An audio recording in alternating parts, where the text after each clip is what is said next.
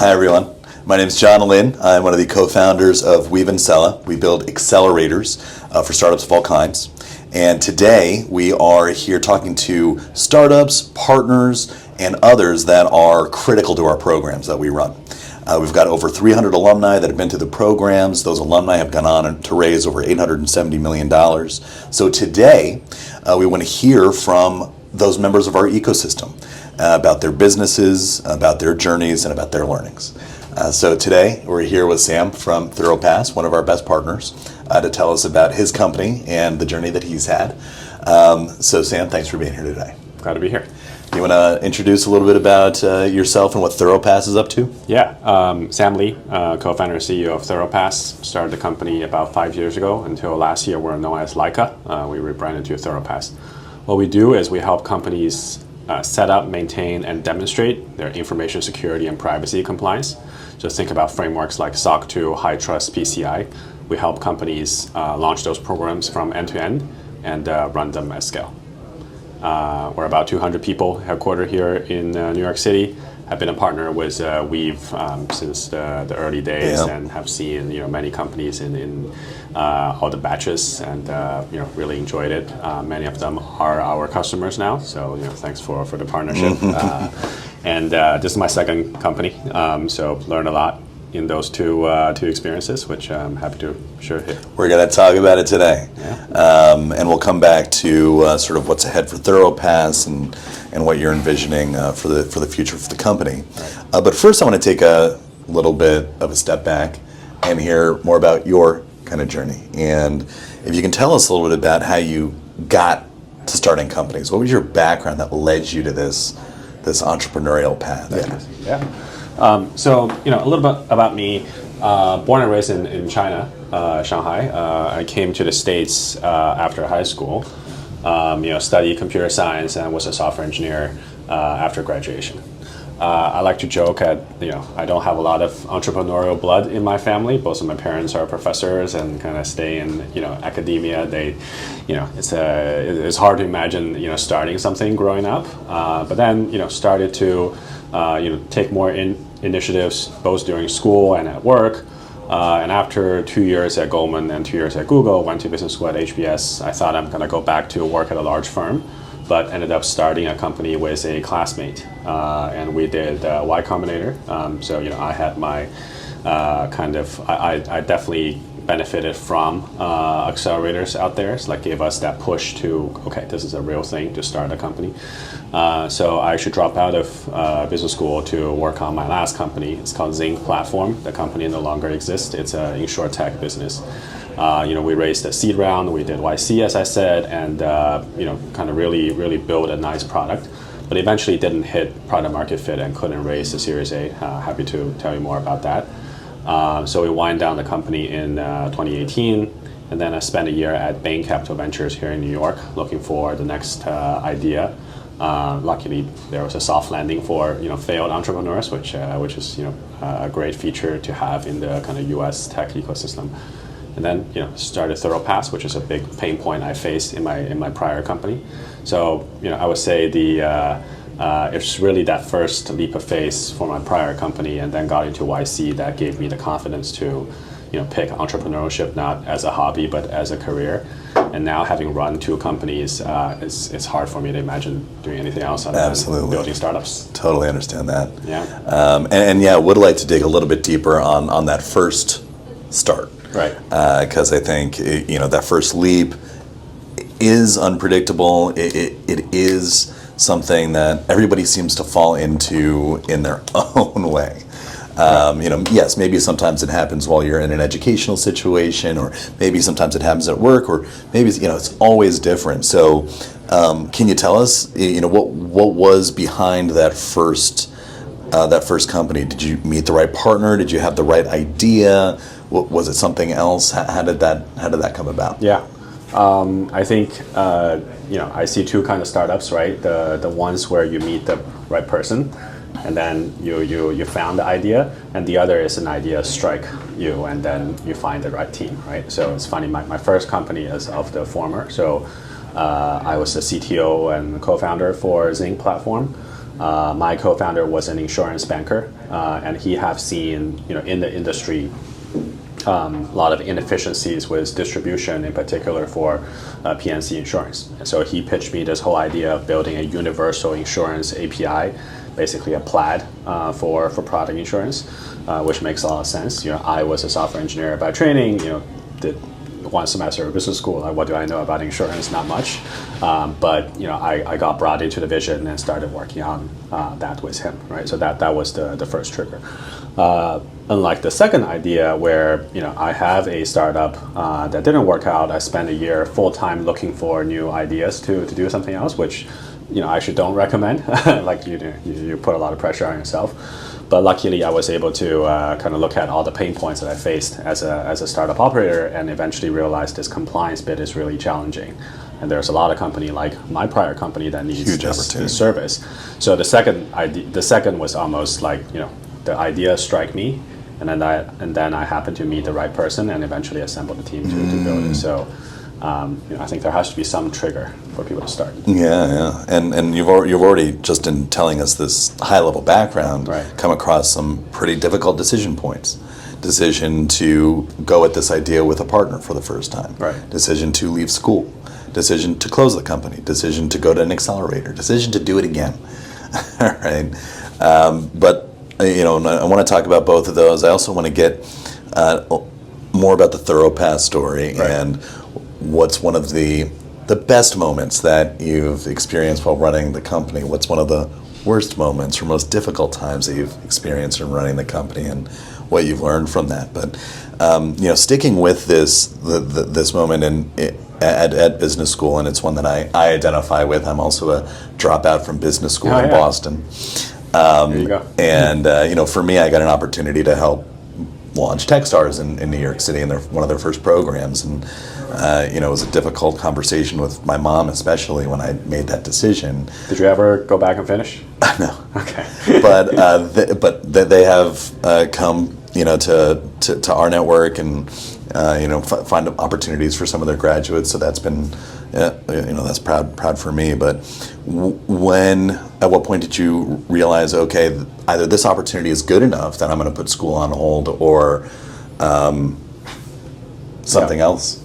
I think it's the moment we got into Y Combinator. Right? That was the trigger, right? Which comes with also their financial investment, right? Okay, this is a moment. Not only there is some external validation of the idea, but also financial commitment, right? People are giving you money to run something, and you better take that seriously, right? That's the moment when I dropped out. HBS is also very flexible, so because they want people to try. I've had a few of those. A few of those, right? So Harvard dropout's kind of a cool thing to say also. But basically, you can come back anytime within 5 years. So the sort of there's not too much to worry about. I did 3 semester, dropped out to work on this in about a year or so. The company is now going where we wanted to. So I went back and finished the last semester. So got really lucky that the timing worked out. Luck always a component, not the whole thing, right? You've got to have a lot of other good things in place to get lucky. So give yourself more credit there, Steve. Thank you. But whether it's a Cela or a WEVE program, or whether it's Techstars or Y Combinator, we really believe in the accelerator model and the value that it brings to entrepreneurial ecosystems, and of course to entrepreneurs. Yeah, and 100% does, which is why we like to partner and we want to add value, because there are a lot of just operational know-hows that may not have too much to do with your idea. Yeah, what did you get out of the Y Like, Combinator experience? I mean, it's a great experience. Obviously, great brand name, and they have like amazing speakers and alum. I would say that there are things that the accelerators can help and things that they can't. Right? It's like they can help with validating your idea, pointing out like rookie mistakes, and a lot of best practices. Plus the network is also very strong. Like we today. Like I'm very glad I did that. What they can't do for you is to find your product market fit and build your team, right? And I think that's you need to figure out. And ultimately, you have more expertise than any advisors or accelerators about your business, right? So you need to go make those hard decisions and figuring out product market fit, hire the right people, convince people that this is the idea. but accelerator can really help you accelerate and avoid a lot of rookie mistakes. Yeah, I think it's really important expectation to talk about and to clarify broadly with accelerators, right? Because many of them, every accelerator participates in a different way with the startups that they work with, right? Y Combinator, Techstars, they're gonna make a cash investment, they're gonna have equity, right? Some accelerators are a tuition, a fee for service, some take warrants, some take a revenue cut, right? And whatever that structure is, it's important to know what you're going to get out of the accelerator. Right. And as important is to know what the limitations of that relationship are. And I think you just hit the nail on the head, right? It's something I wish every founder understood is an accelerator can expand your resources of network, access to technology, capital, talent, but an accelerator can never do it for you. Right.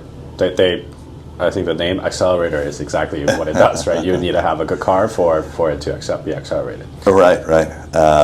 So it's difficult to know what program is going to be right for you at the right time. You've got to do these applications, go through these processes. Right. But what do you think was the most valuable thing that you got out of your experience at an accelerator?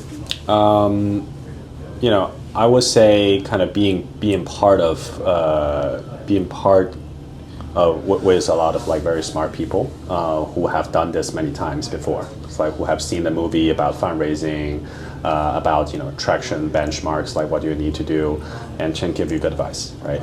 I would say that's number one. Number is two, that in the form of like mentors or the other startups, or? I think it's a combination of mentorships plus the sort of network that you're in, right? I'm sure there's some sort of internal system, alumni network, where you can ask questions, seek for help, and usually people are very receptive when they see fellow accelerator members, which I think is very helpful. Yeah.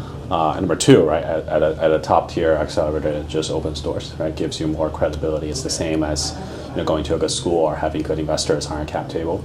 It creates a little bit more legitimacy for your company, which I think is very important, especially in the early stage. Yeah, for sure.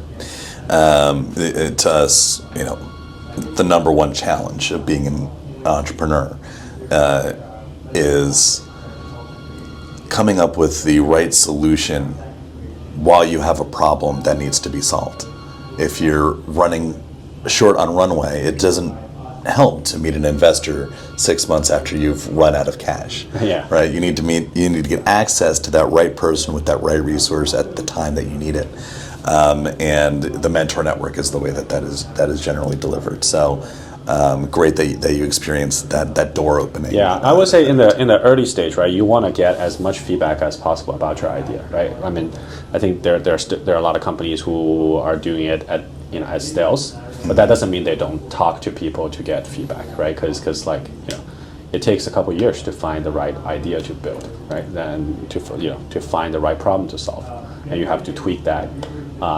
And usually the only way to figure that out is by talking to people versus doing research. So and it's the number one way to find an idea, a problem, or an opportunity that you want to pursue. So that I actually think is a little bit different, right? Because that most ideas are either solved or not worth solving, or maybe you are not the right person to solve it. So I'd say that now having done this 2 times, right, I think both are very good ideas.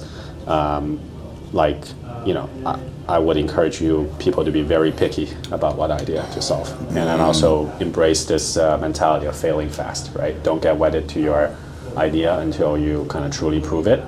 Like, it's the cheapest to pivot. The earlier you are, the easiest is to pivot, right? You don't want to run into a situation where you raise a lot of money, have a bunch of people, and you realize your idea doesn't work. Totally agree. We call pitching your MVP. It's not just your minimum viable product, it's your most valuable player, right? If you can come up with a pitch that people have feedback that indicates you should move forward, then it's the cheapest way to investigate where there's an opportunity. I agree. So what made you decide to ride this ride again when you started Thoropass? That's a great question, right? I think when I had to wind down that first company, I was faced with a choice, right? Do I go back to get a job and do another company maybe a couple years later, or I give it a go right away?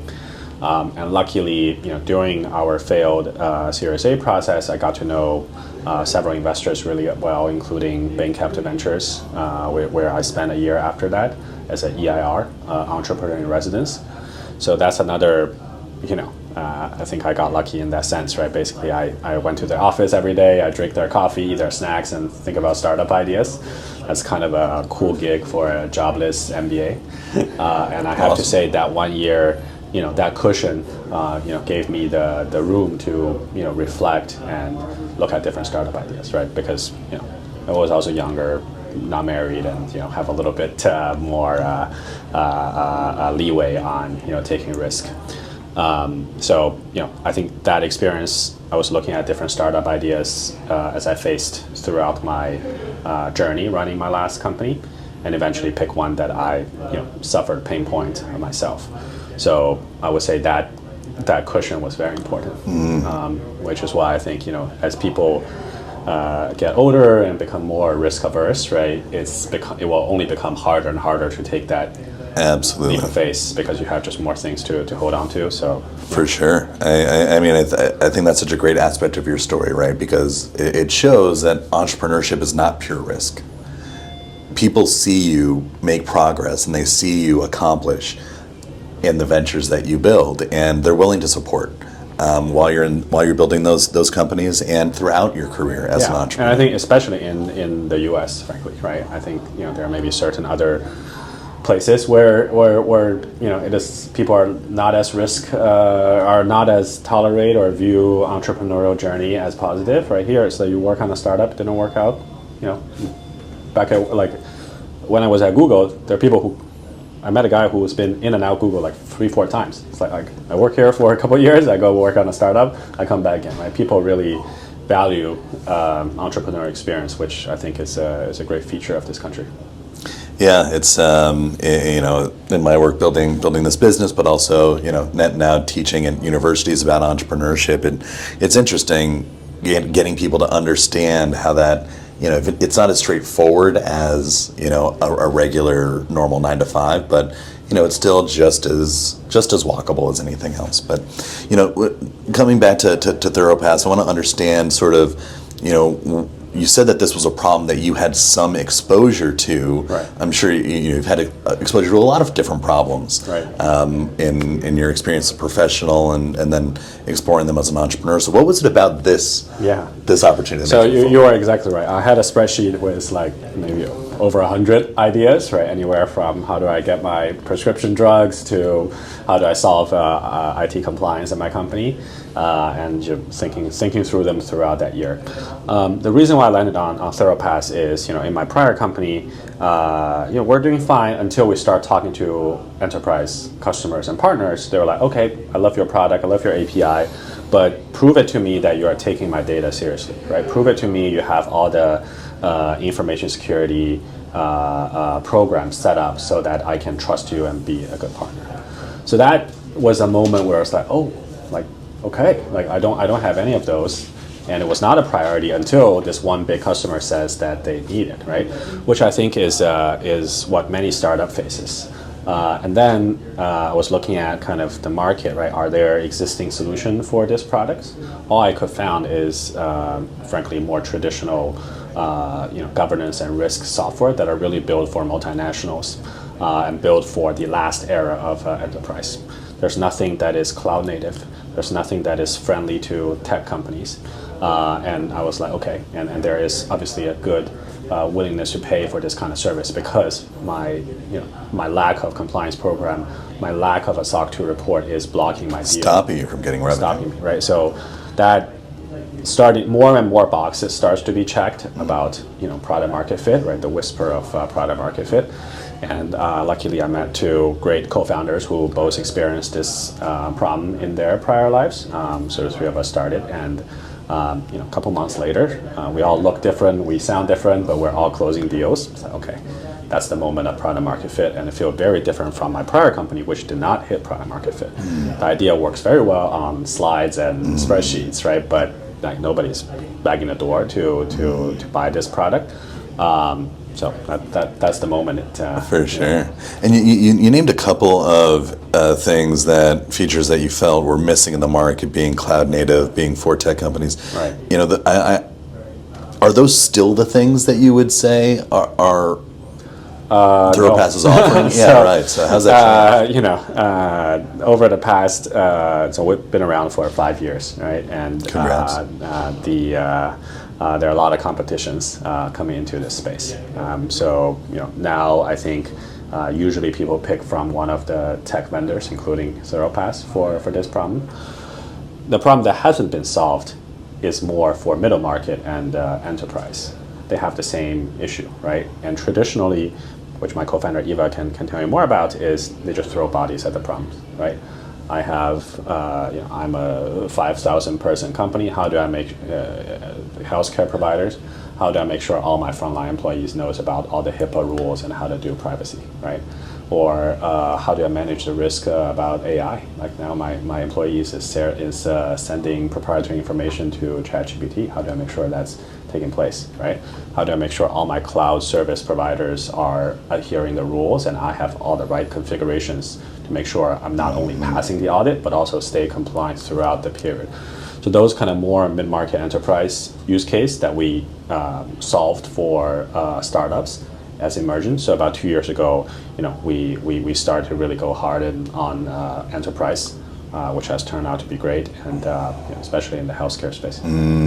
So the changes that have occurred in the company are more about what kind of customer to focus on. Right. And I'd say, we still work with a lot of startups. It's more like we're expanding our ICP to middle market and above customers, which can leverage a very similar solution. But it does require different sort of go-to-market motions and marketing messages, etc., which is something we have been working on. We were talking before we started shooting here, just kind of about the Cela and WEVE recent merger, for a long time I was building Cela as a solo founder, got investors as a solo founder. Having a co-founder, having a business partner has been game-changing for me in terms of not having to solve every problem at a certain level by myself. So always interested in how co-founders meet. Yeah. How did you meet your co-founders? I have two co-founders. Both of them I met through a VC connection, different VCs, and I sort of the three of us teamed up. So Austin and I are very similar. We're software entrepreneurs, and we faced compliance challenges in our prior company. Eva, on the other hand, very different profile, spent 20 plus years at Citigroup, managing director for risk, IT, and compliance for basically half the bank. So she saw the problem from the other side, right? The enterprise want to work with cutting edge technology providers, but there are, could be 1 to 2 years of procurement process to pass through. Yeah. A big part of it is information security compliance. So she saw the problem from the other side. So it's very serendipitous, right? It's very hard to find three people who at the same time, have understanding about the same problem space and also are in a position to take a leap of faith to start a company together. So totally. It's very serendipitous. We're here in the there we go, Serendipity Labs, right? And so if you see someone that you really like, have the good chemistry, and want to solve the same problems, like make sure you. Yeah. I mean, it's lightning strikes to bring those things together in a way that can start a company. Right. Lightning has to strike again for it to work. Yeah, so what? many times. Yeah. So what makes your co-founder relationships work? What is there one, or what's the number one thing that you think makes those tick in a way that helps Thoropass grow? Yeah, I think it's to respect each other and both their expertise and their personality, right, and their experience on taking on things. And obviously they're heated debates, right? There are like a lot of like different kind of conversations. But at the end of the day, we know that we're all highly motivated, highly capable, and are all trying to do the best thing for the company, right? That paired with the understanding of our own strengths and weaknesses, so that we can make sure that we're having the right swim lanes and different things. And I can tell you, I was running product and engineering to begin with. Now I'm running more on the go-to-market and partnership side, right? So, each of us have changed roles a couple times throughout the 5-year journey, which is not uncommon for startups, but it takes a lot of humility and maturity to be able to make those choices at the right time. Totally. And I would love to hear an example of how that respectfulness is animated in the life of the company. And Right. if you have an example of it, but also want to start moving towards these other moments that I've asked you to reflect on prior to Sure. our conversation today, including what was one of the best moments, what's been one of the hardest. So let's start with that. Is there a moment that you can tell us where this importance of sort of like respect between co-founders played an important role? I think it's around sort of the several role changes that we've had throughout the year, right? And that's a common pattern for startups, right? At the beginning, everybody does everything, right? And as you grow a little bit further out, you start hiring people that specialize in certain areas that, which by definition, they are a better version in their respective areas than the founders, right?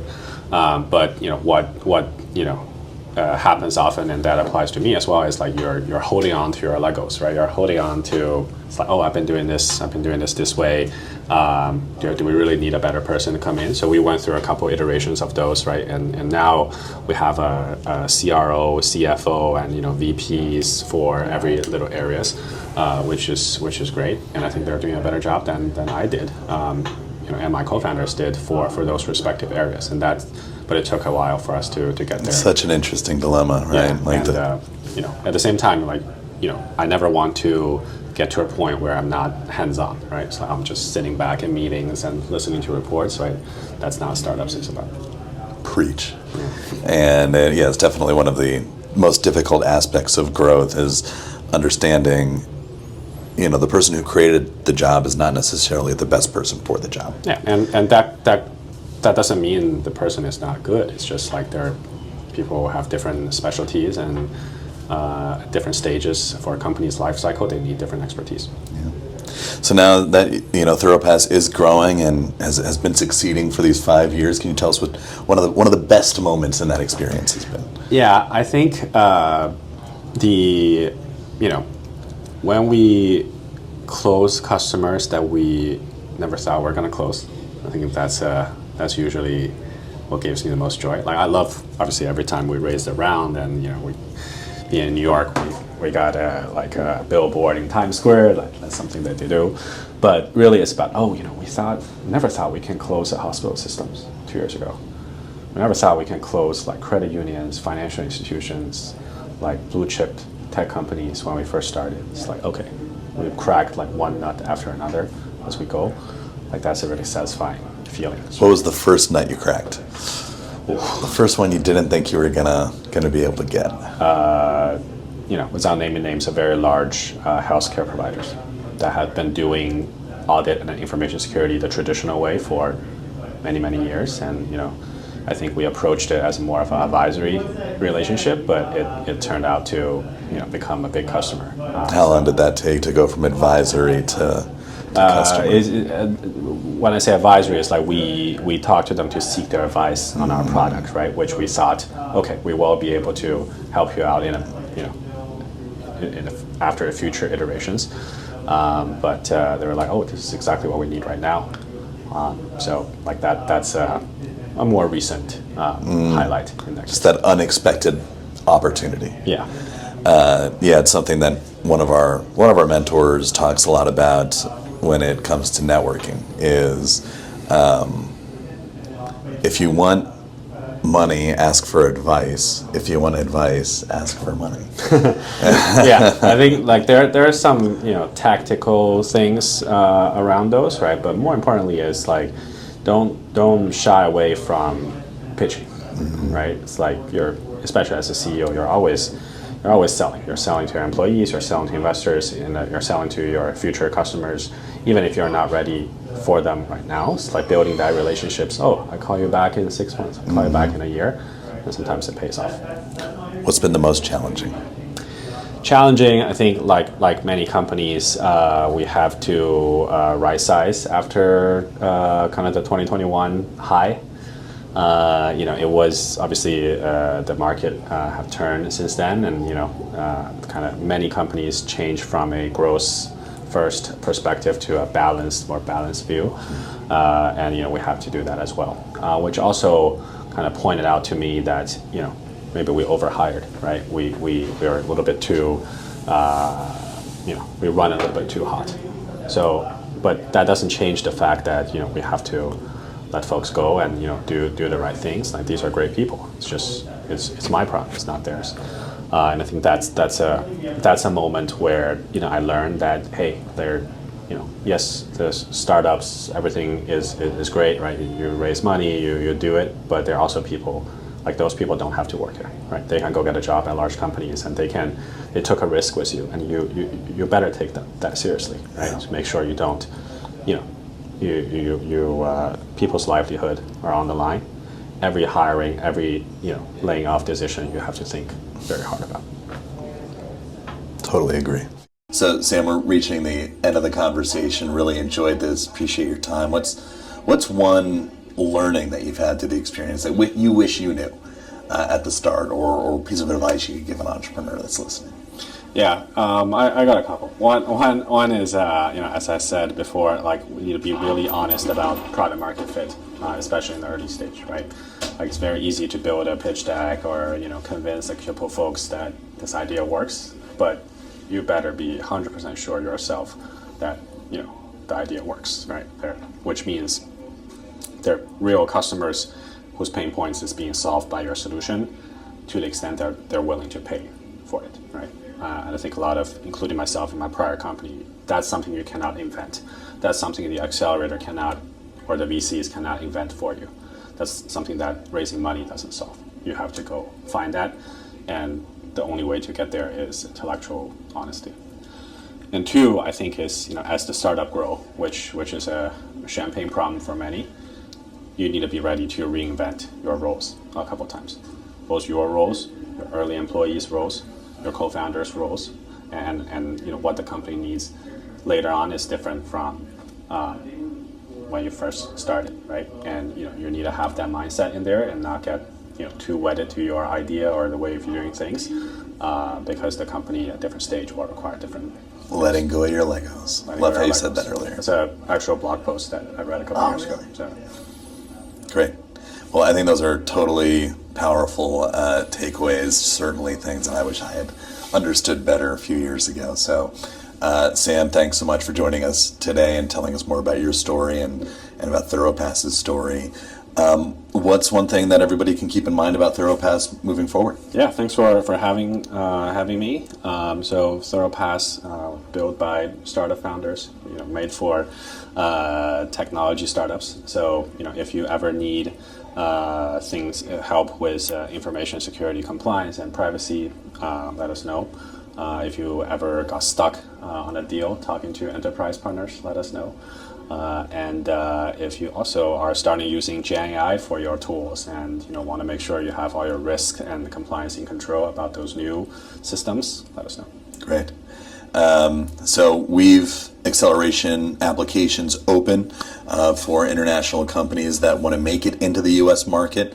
You've just heard from one of our closest partners, one of the people in the groups that you'll meet if you're selected for the program. So it's important to get your applications in sooner. It's a competitive process. The longer that you wait, the more competitive it gets. So apply now. Thank you to Serendipity Labs for co-producing this podcast with us today and giving us this great space to have this conversation.